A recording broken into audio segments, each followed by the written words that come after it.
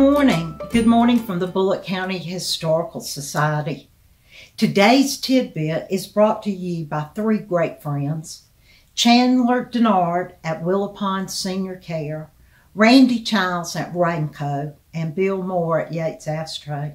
These are three fine men, and they represent three fine businesses that support our historical society.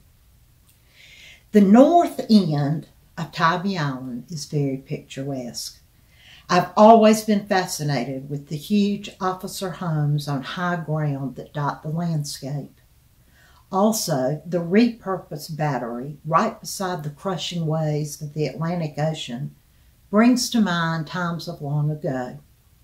Have you ever wondered why there's a darling bandstand in one of the parks? Well, it was the bandstand for Fort Scriven. This area was once a United States fort. Fort Scriven was a large coastal defense post on the northern end of Tybee Island, Georgia. The name Fort Scriven dates from 1786, when the Georgia legislature authorized the building of a fort on Tybee Island.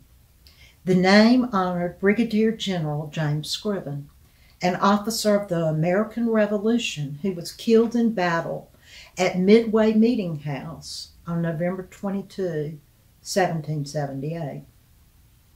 During the administration of President Grover Cleveland, Secretary of War William Endicott submitted a report on the state of America's coastal defenses.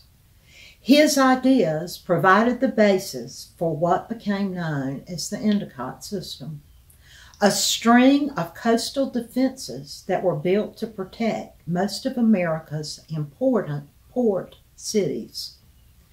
Armed with the latest heavy artillery and built of concrete and steel, these installations employed sand and natural beach plants to make them almost invisible at sea. This period began in 1897 and was completed in July 1898, just before hostilities ceased in the Spanish-American War.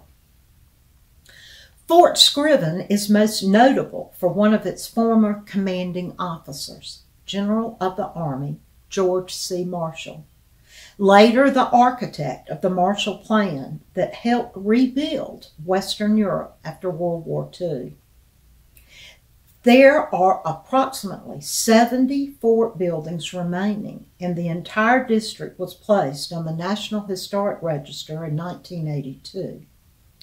One of the most important buildings on Tybee is the Post Theater, which was constructed in 1930. It was one of the first theaters in Georgia to have sound features. The guardhouse, the bakery, and the barracks all remain, and all have been repurposed into a private home and apartments. There were 6 original batteries along the beach. One, Battery Garland, built in 1899, now houses the Tybee Museum. Perhaps you've been there.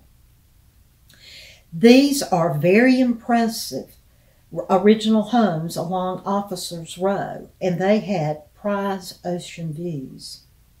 Each of these batteries were given a proper name, and I just love these famous surnames of great Georgians, such as Battery Habersham, Battery Garland, and Fenwick, and Brumby, and Bacchus, and Nat. We all remember all these names. The disarming of Fort Scriven began in 1917 with the removal of 4 8-inch guns from Battery Brumby. They were used overseas during World War I. The guns from batteries Bacchus and Nat were scrapped as part of the World War I post-war disarmament. During World War II, Fort Scriven became the training center for the U.S. Army Engineer Diving and Salvage personnel, training them to salvage and repair damaged ports. Fort Scriven has another story to tell that began on September 19, 1918, near the end of World War I.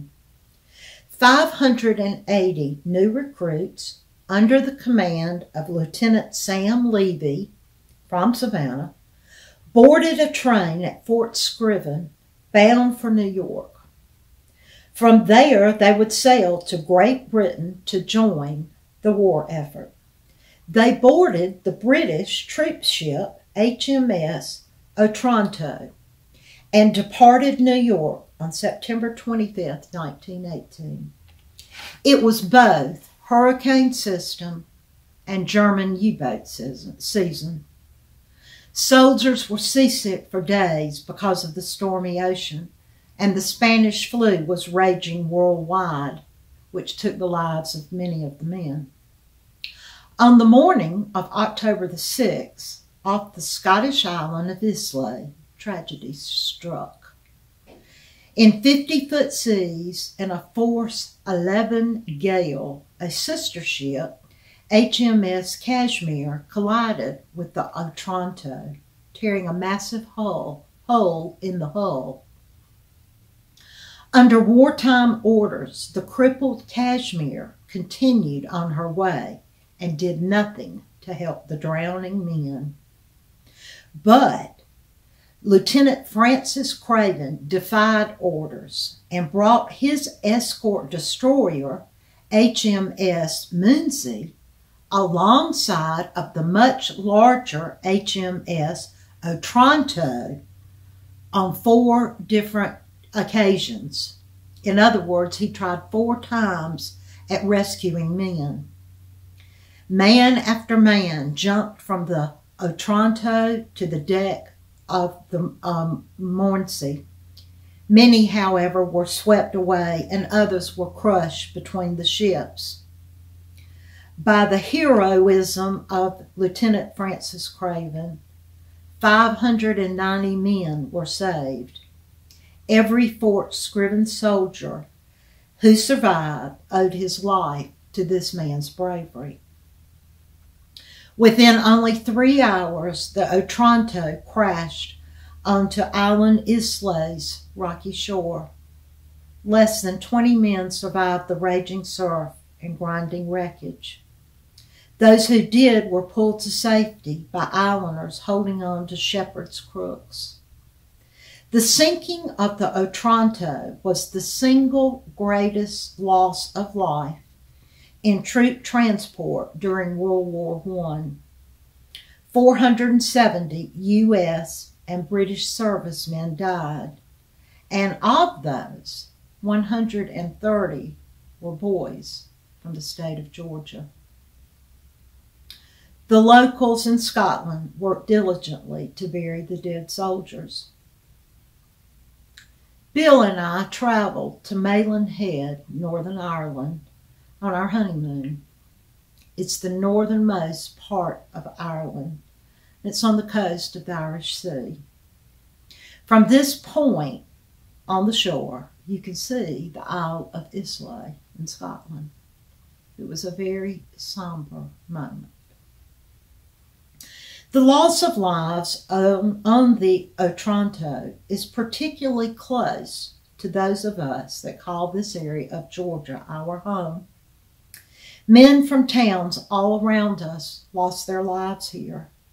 3 from Bulloch County were Brooke Beasley, who's buried in Beasley Cemetery, Carswell Deal, buried in the Callison Deal Cemetery, and James Williams.